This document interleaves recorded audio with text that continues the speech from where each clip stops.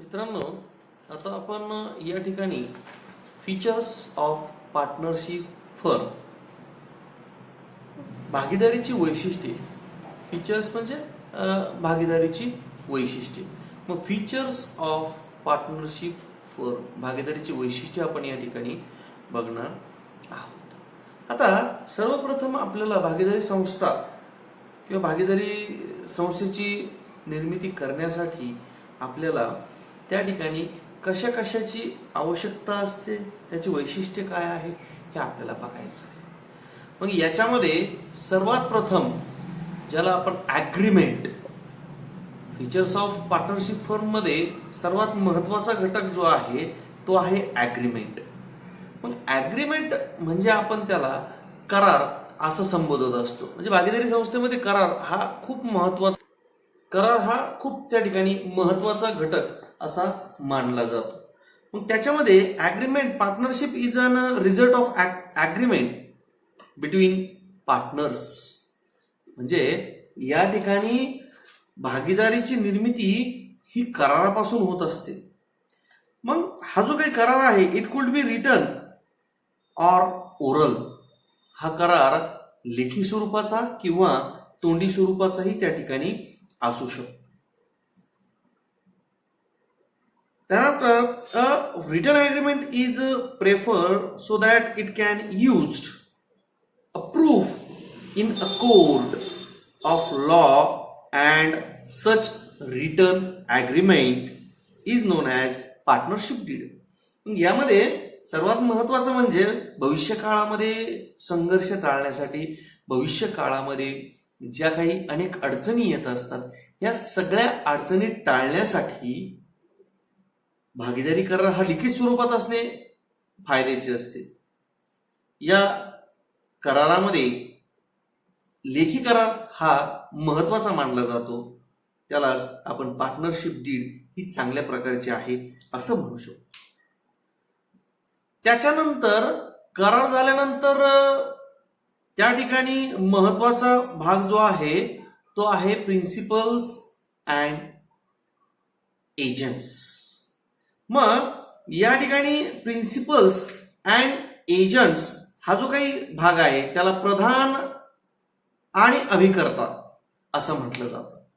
आता प्रधान आणि अभिकर्ता, प्रिन्सिपल अँड एजंट, भागीदारी व्यवसायात सर्व भागीदार हे अभिकर्ता म्हणून काम करत असतात किंवा सर्वांच्या वतीने त्यांच्यापैकी कोणतरी एक संचालक असतो. म्हणजेच प्रत्येक भागीदार हा संस्थेचा प्रधान त्याचबरोबर अभिकर्ता या नात्याने काम करत असतो.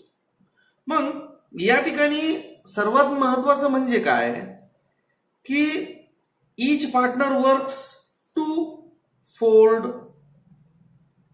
मग प्रत्येक पार्टनर हा जो काही आहे, हा कॅप्शन्स, प्रत्येक पार्टनर हा अभिकर्ता म्हणून काम करत असतो. Principal and agent and partner act as a principal of the firm. जे काहीतरी भागीदारी करार जो आहे त्या ठिकाणी from outsiders which other partners he act as an agent. मग जे काही भागीदार या संस्थेमध्ये असतात तर त्या संस्थेमध्ये असणारे भागीदार जे आहे हे भागीदार त्या ठिकाणी प्रधान आणि अभिकर्ता म्हणून काम करत असतात किंवा त्यांच्या वतीने एखादा व्यक्ती हा त्या ठिकाणी प्रधान अभिकर्ता म्हणून काम त्या ठिकाणी पाहत असतो. त्याच्यानंतर आहे lawful business. Business undertaken by partnership should lawful. It contain undertake business which is not allowed by state. या ठिकाणी काय सांगितलेलं आहे की भागीदारी ही कायद्याने परवानगी असलेल्या व्यवसायाचे संचालन करते. याच्यामध्ये भागीदारी संस्थेमध्ये व्यवसाय हा कायदेशीरच असला पाहिजे. अवैध व्यवसाय हे कायद्याला मान्य नसतात. भागीदारी संस्थेच्या व्याख्येत सुद्धा अवैध संघटनेला मान्यता नसते. Definition of.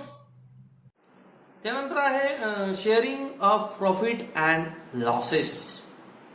मग यामध्ये नफा आणि तोट्याची विभागणी, sharing of profit and losses, नफा आणि तोट्याची विभागणी भागीदारी संस्थेचा हेतू किंवा भागीदारी संस्था या स्थापन नफा मिळवण्यासाठी त्या ठिकाणी झालेले असतात. The purpose of partnership earn maximum profit, जास्तीत जास्त नफा मिळवणे हा हेतू या भागीदारी संस्थेचा असतो. Partners have to share profit and loss according to ratio given in the agreement. भागीदारी करारामध्ये नफा वाटपाचे प्रमाण हे दिलेले असते. ज्या पद्धतीने करार झालेला आहे किंवा भागीदाराने ज्या प्रमाणात भाग भांडवल आणलेले असतील त्या प्रमाणात त्या ठिकाणी तो नफा कमवू शकतो. जर भागीदारी करारामध्ये नफा तोट्याचे वाटपाचे प्रमाण जर दिलेले नसेल तर भागीदारी नफा आणि तोटा हा समप्रमाणात वाटून घेतील. If the agreement is silent about the ratio, then profit and loss will be equal. Then after next unlimited liabilities. Unlimited म्हणजे अमर्यादित, liabilities म्हणजे जबाबदारी, देयता. The liability of partnership is unlimited. Joint and survival, that is, सर्व भागीदाराची जबाबदारी अमर्यादित असते.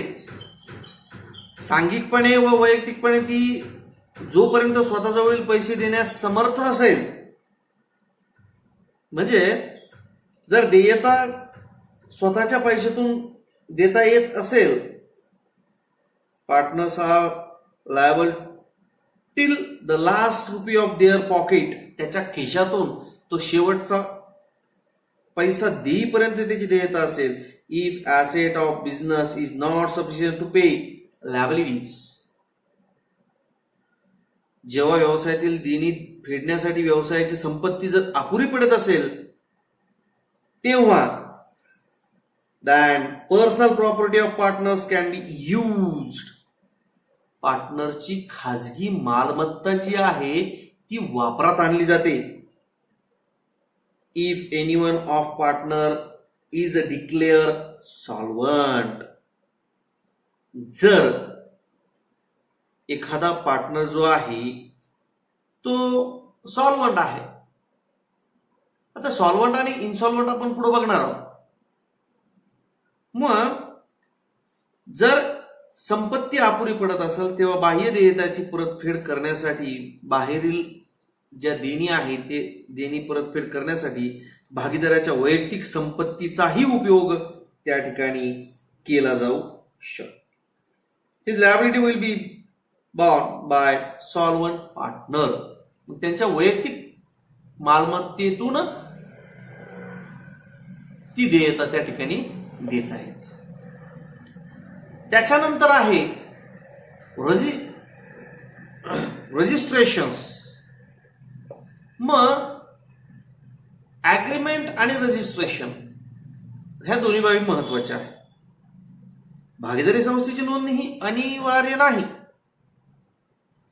म्हणजे सक्तीची नाही, परंतु महाराष्ट्र राज्यामध्ये 1 एप्रिल 2005 पासून ती अनिवार्य करण्यात आलेली आहे. भारतीय भागीदारी कायदा 1932 नुसार भागीदारीची नोंदणी ही ऐच्छिक आहे. भागीदारी कराराची नोंदणी करणे हे कायद्याच्या दृष्टीने सुरक्षित असते. आता या ठिकाणी registration of partnership firm is compulsory only state of Maharashtra. मग या ठिकाणी एखाद्या भागीदारी संस्थेचं आपल्याला जर नोंदणी करायची असेल तर ती भागीदारी संस्थेची नोंदणी ही महाराष्ट्रामध्ये सक्तीची आहे. With effect from 1 April 2005, 1 April 2005 पासून ती सक्तीची करण्यात आलेली आहे. According to Indian partnership act 1932, भारतीय भागीदारी कायदा 1932 नुसार registration of partnership firm is optional. Is mean firm may not be registered. 1932 भारतीय भागीदारी कायदा 1932 नुसार संस्थेची नोंदणी करणं हे कंपल्सरी नाही. Registration firm merely certifies its existence is as purpose of entering name partnership firm is the register of registrar. मग ती रजिस्ट्रारकडे त्याची नोंदणी करणं हे अनिवार्य असतं. त्यानंतर आहे जॉईंट ओनरशिप अँड मॅनेजमेंट. तर joint ownership and management, joint ownership म्हणजे संयुक्त मालकी आणि मॅनेजमेंट म्हणजे व्यवस्थापन. जॉईंट ओनरशिप संयुक्त मालकी आणि व्यवस्थापन. संस्थेच्या संपत्तीमध्ये प्रत्येक भागीदारीची मालकी संयुक्त असते. Each partner is a joint owner is property of the firm. संस्थेच्या संपत्तीमध्ये प्रत्येक भागीदाराची मालकी ही संयुक्त असते. So no partner can use property for personal use. कुठलाही भागीदार ती प्रॉपर्टी खाजगी वापरासाठी वापरू शकत नाही किंवा खाजगी हेतू करता वापरू शकत नाही. All partners have equal rights. सर्व पार्टनर्स जे आहेत, भागीदार जे आहेत, त्याला सारखे हक्क असतात managing the firm. So all partners are jointly responsible for the management of firm. आणि सर्व भागीदार संयुक्तपणे संस्थेच्या व्यवस्थापनाला हे जबाबदारही त्या ठिकाणी असतात. ही झाली संयुक्त मालकी आणि व्यवस्थापन. त्याच्यानंतर प्रिन्सिपल एजंट आपण बघितलेले आहे. त्याच्यानंतर डिझॉल्युशन, विसर्जन. संस्था जशी चालू होत असते तसे तिचं विसर्जनही होत असतं. मग या संस्थेच्या विसर्जनामध्ये, डिझॉल्युशन मध्ये विसर्जन करत असताना a partnership firm can be dissolve through agreement between the partner. विसर्जन म्हणजे भागीदारी व्यवसाय बंद करणे होय. डिझॉल्युशन म्हणजे व्यवसाय बंद करणे. कोणताही भागीदार व्यवसाय विसर्जनाकरिता सक्रिय भाग घेऊ शकतो. कुठल्याही भागीदार त्या व्यवसायामध्ये विसर्जनाकरता तो त्या ठिकाणी भाग घेऊ शकतो. जर एखाद्या भागीदाराला भागीदारी व्यवसाय बंद करायचा असेल तर तो 14 दिवस अगोदर सूचना नोटीस देऊन भागीदारी संस्था विसर्जित करू शकतो. If a partner want to be close the firm he can dissolve the firm by giving 14 days notice period. म्हणजेच प्रत्येक भागीदार हा संस्थेचा जसा मालक असतो तसाच प्रत्येक भागीदार हा संस्था विसर्जनासाठीही त्या ठिकाणी भाग घेऊ शकतो. भागीदाराचा मृत्यू, निवृत्ती किंवा भागीदार नादार घोषित झाल्यास भागीदारी संस्था विसर्जित होऊ शकते. The firm can also dissolve if a partner dyes और रिटायर, बिकम अ इन्सॉल्वंट, इन्सेन. म्हणजेच भागीदार हा मृत्यू झाला, निवृत्त झाला, नादार झाला तरीही संस्था त्या ठिकाणी विसर्जित होऊ शकते. तर विद्यार्थी मित्रांनो, हे झाले फीचर्स ऑफ पार्टनरशिप फर्म. आता आपण उद्याच्या सेशनमध्ये भागीदारी करार, partnership deed, the document content of the partnership agreement among partners is called partnership deed. हा भाग आपण त्या ठिकाणी बघणार आहोत. आणि त्याचबरोबर भागीदारी कराराचे महत्व, इम्पॉर्टन्स ऑफ पार्टनरशिप डीड, हे आपण उद्याच्या सेशनला बघणार आहोत. धन्यवाद.